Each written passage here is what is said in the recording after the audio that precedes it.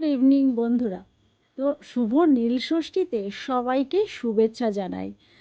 আর সকলের ছেলে মেয়ে সুস্থ থাকুক, ভালো থাকুক, ঈশ্বরের কাছে, বাবা ভোলানাথের কাছে এটাই প্রার্থনা করি। আমিও নীলষষ্ঠী করেছি, তবে জানো আমি না তাড়াতাড়ি করে খেয়ে নিয়েছি, কারণ আমি নিজে তো খুব একটা সুস্থ নয়। সেই জন্য আমার বর বলল যে তুমি কিন্তু খেয়ে নিও, বেশি দেরি করো না। সেই জন্য আমি তাড়াতাড়ি করে খেয়ে নিয়েছিলাম জল ঢেলে। আর আমি ঘরেই জল ঢেলেছি, বাইরে যাইনি।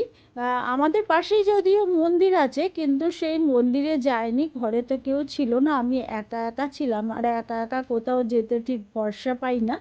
সেই জন্য আমি গেছিলাম, আমাদের ঘরেই করেছিলাম, জল ঢেলেছিলাম, কোথাও আমি যাইনি। আর এরপরে আমি সন্ধ্যাবেলাতেও আবার একবার সন্ধ্যা আরতি নিজেই করেছি। আমার না ঘরের সব কিছু আমি নিজেই করি। আর আমার মেয়ের না হঠাৎ করে কাল ইচ্ছা হলো যে ও যাবে মিয়মোড়ে। তো মিয়মোড় থেকে গিয়ে কয়েকটা জিনিস ও কিনলো, আমাকে বলে কি খাও না। আমি আবার বাইরের জিনিস তো খুব একটা খাই না, পেস্ট্রি আমি খুব একটা খাই না। তো ও কয়েকটা জিনিস কিনেছে।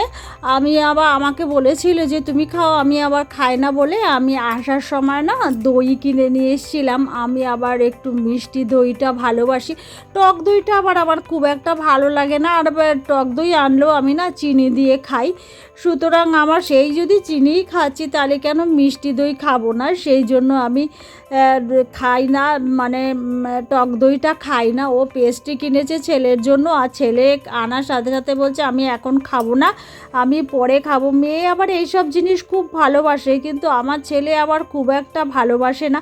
কিন্তু তা আমি বললাম বাবা একটু খা, দিদি অনেক কষ্ট করে এনেছে, সুন্দর করে প্লেটে সাজিয়ে। আবার চিকেনের একটা কী এনেছে, আমাদের সময় তো এইসব ছিল না, আমি তাই নামটাও জানি না খুব একটা।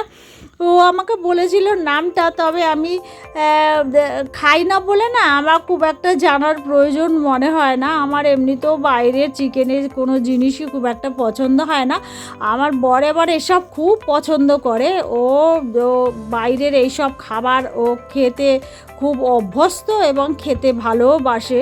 ওই জন্য এত টেস্ট করে খাচ্ছে এবং বুড়ো আঙুলটাও দেখাচ্ছে, মানে সাংঘাতিক খাবার সেটা বোঝানোর চেষ্টা করছে।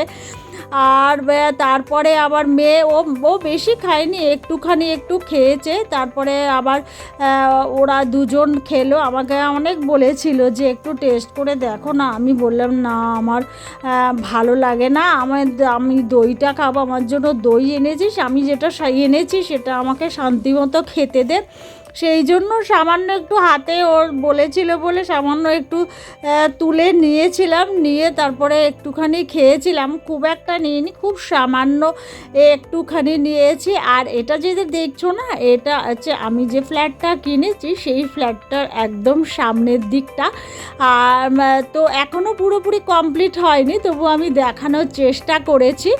তো এখনও রঙটা হয়নি এবং জানলাগুলো এখনও বসেনি, শুধু ফ্রেমটা আর কি এখনও দেয়নি। তো কালকে গেছিলাম একবার, গিয়ে দেখলাম যে কত দূর কী হয়েছে, তো ভীষণ ভালো লাগছিল দেখতে। আর খালি সবাই বলছে ছেলে মেয়ে কীভাবে কবে যাব জানো বন্ধুরা।